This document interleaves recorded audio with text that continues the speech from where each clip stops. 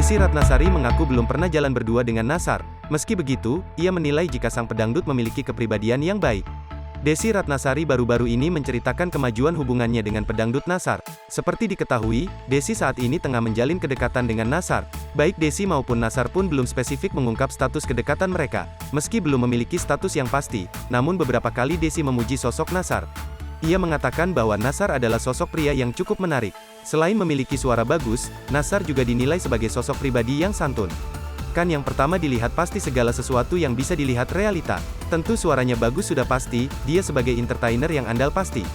Dia orangnya santun yes, orangnya sensitif sudah pasti, ungkap Desy, dilansir Tribun Style dari YouTube Trans TV Official pada Jumat, tanggal 17 Juni tahun 2022. Sayangnya semua itu hanya dilihat Desy selama pertemuan singkatnya dengan Nassar saat bekerja. Pasalnya secara belak-belakan, Desy menyebut belum pernah jalan berdua bersama Nassar. Dan semua saya lihat ketika saya bekerja di studio. Jadi kami belum pernah keluar berdua, belum.